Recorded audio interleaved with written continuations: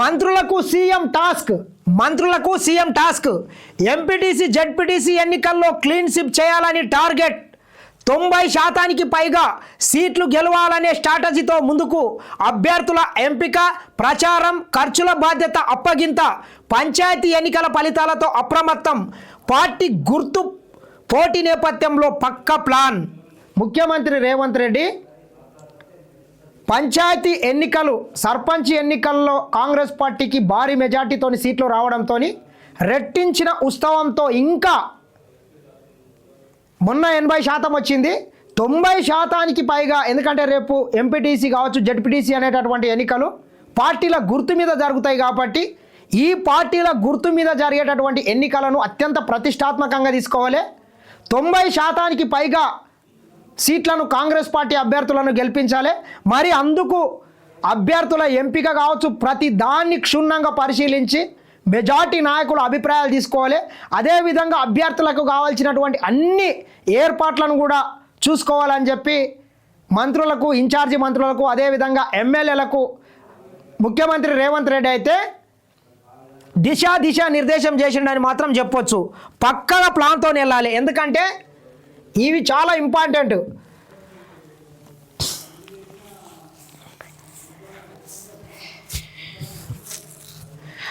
సర్పంచ్ ఎన్నికల ఫలితాల తర్వాత కాంగ్రెస్ గ్రౌండ్ లెవెల్లో మరింత ఫోకస్ పెంచింది త్వరలో జరగబోయే ఎంపీటీసీ జెడ్పీటీసీ ఎన్నికల్లో క్లీన్ స్వీప్ చేయాలని టార్గెట్ చేసుకున్నది 90% పైగా సీట్లు గెలవాలని స్ట్రాటజీతో ముందుకు సాగుతున్నది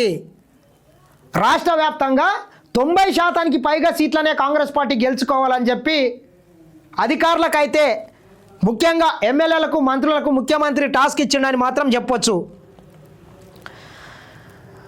ఎంపీటీసీ జెడ్పీటీసీల్లో తన సత్తా చాటాలని కాంగ్రెస్ వ్యూహాత్మకంగా అడుగులు వేస్తున్నది ఇందులో భాగంగానే ఎంపీటీసీ జెడ్పీటీసీ ఎన్నికల ఖర్చు బాధ్యతలు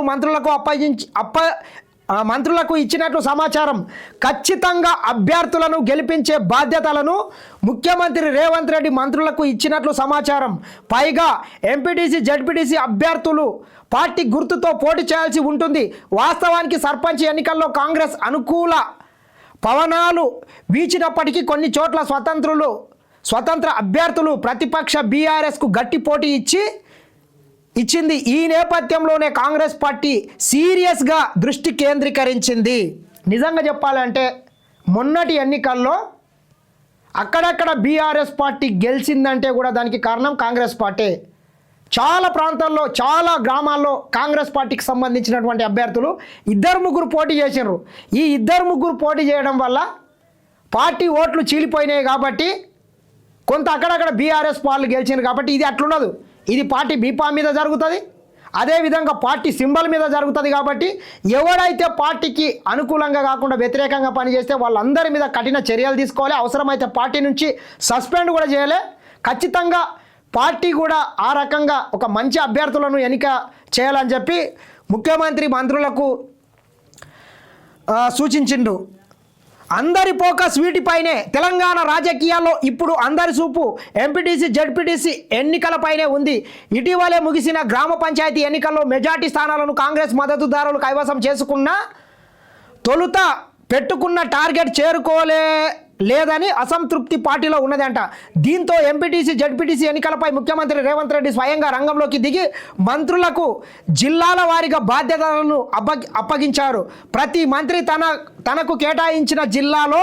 క్లీన్ స్వీప్ చేయడమే లక్ష్యంగా పనిచేయాలని సూచించారు అభ్యర్థుల ఎంపిక నుంచి క్షేత్రస్థాయిలో ప్రచారం వరకు మంత్రులే పర్యవేక్షించాల్సి ఉంటుంది అంతేగాక టికెట్ల కేటాయింపుల్లో అసమ్మతి రాకుండా స్థానిక నాయకులను బుజ్జగించే బాధ్యత కూడా మంత్రులకే అప్పగించాలని అభ్యర్థుల ఎన్నికల ఖర్చు విషయంలోనూ ప్రభుత్వం పార్టీ కొంతమేర వెసులుబాటు కల్పించి క్షేత్రస్థాయిలో ఖర్చుల బాధ్యతను స్థానిక ఎమ్మెల్యేలు మంత్రులు పర్యవేక్షించనున్నారు పార్టీకి రెఫరెండమే 2 ఏళ్ల కాంగ్రెస్ పాలనకు స్థానిక సంస్థలు రెఫరెండంగానే ఉండనున్నాయి సర్పంచ్ ఎన్నికల్లో కాస్త ప్రభావం చూపినప్పటికీ ఎంపీటీసీ జెడ్పీటీసీలనే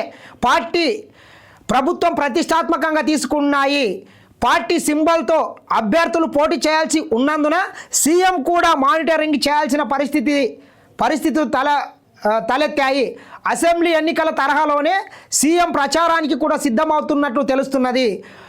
మెజార్టీ జడ్పీ చైర్మన్లు కైవసం చేసుకోవడం వలన జిల్లాల్లో పార్టీకి మరింత పట్టు సాధించవచ్చనే అభిప్రాయంతో క్యాబినెట్ మంత్రులు ఉన్నారు. ఈ నేపథ్యంలోనే సర్పంచ్ ఎన్నికల కంటే ఎంపీటీసీ జడ్పీటీసీలను మరింత సవాలుగా పార్టీ తీసుకోవడం గమనార్హం. సర్పంచ్ ఎన్నికలు అనేటటువంటి గుర్తు మీద జరగవు కాబట్టి ఈ ఎంపీటీసీ జడ్పీటీసీలు చాలా ఇంపార్టెంట్ కాబట్టి వాటిని ఖచ్చితంగా ఎక్కడ ఛాన్స్ ఇవ్వకుండా భారీ మెజార్టీతోని దాదాపు 90% పైగా అధికార కాంగ్రెస్ పార్టీకి సంబంధించినటువంటి అభ్యర్థులను గెలిపించుకోవాలని చెప్పి ముఖ్యమంత్రి మంత్రులకైతే టార్గెట్ ఇచ్చిండు.